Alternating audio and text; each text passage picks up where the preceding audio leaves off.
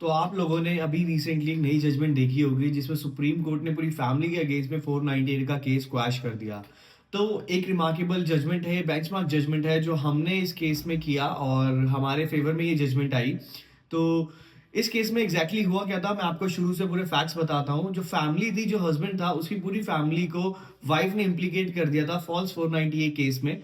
उसके ऊपर जब केस हुआ तो उस केस के अंदर, इस केस के अंदर दो बच्चे भी थे जो कि हस्बैंड की कस्टडी में ही थे, और वाइफ उन बच्चों को छोड़ के किसी और के साथ रह रही थी। तो जब ये लोग क्वेश्चन के लिए हाई कोर्ट गए तो हाई कोर्ट ने इनकी क्वेश्चन को डिक्लाइन कर दिया, और क्वेश्चन को डिक्लाइन करने के बाद उनको बेल ग्रांट करी, क्योंकि वो गए क्वेश्चन के लिए थे कि उनकी जो क्वेश्चन थी इस ग्राउंड पे थी कि वाइफ जो है वो अडल्ट्री में है, किसी और के साथ रह रही है, बच्चे हमारे पास हैं। और हस्बैंड ने उनको लीगल नोटिस भी भेजा था। जब लीगल नोटिस भेजा तो उसके रिपरकशन में लड़की ने जो है था, वाइफ ने 498 केस फाइल किया था। जब ये केस हमारे पास आया, हमने सुप्रीम कोर्ट में इसकी क्वेश्चन फाइल करी। सुप्रीम कोर्ट में क्वेश्चन फाइल करने के बाद हमने कोर्ट को सारी चीजें दिखाई, क्योंकि कोर्ट के अंदर जब भी आप सुप्रीम कोर्ट में क्वेश्चन फाइल कर रहे हो, आपको एक एक चीज दिखाना बहुत ज्यादा इंपॉर्टेंट हो जाता है। हमने कोर्ट को एक एक चीज दिखाई। हमने दिखाया कि कैसे वाइफ ने खुद हस्बैंड की कंपनी छोड़ी और वो किसी और के साथ रह रही थी, और हस्बैंड ने कैसे उसको जब लीगल नोटिस भेजा, लीगल नोटिस के रिपरकशन में लड़की ने, वाइफ ने 498 का केस फाइल किया हस्बैंड और उसकी पूरी फैमिली के अगेंस्ट में।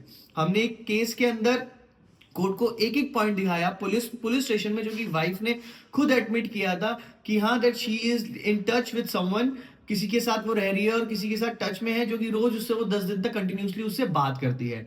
जब ये सारी चीजें कोर्ट ने देखी, कोर्ट ने स्टेट से भी पूछा कि क्या इन्वेस्टिगेशन ज्वाइन करी, तो स्टेट ने बोला कि हाँ, इन्वेस्टिगेशन ज्वाइन की है और किसी भी फैमिली मेंबर के अगेंस्ट में स्पेसिफिक एलिगेशंस नहीं थे।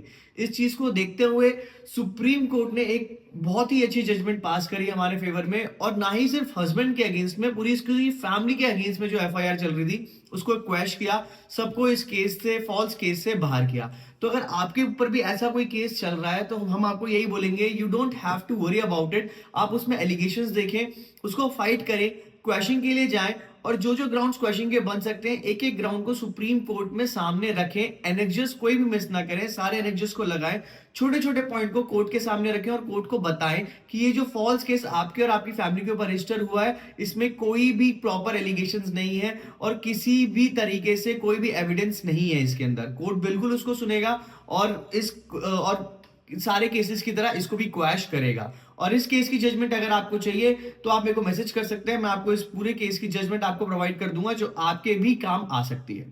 Thank you.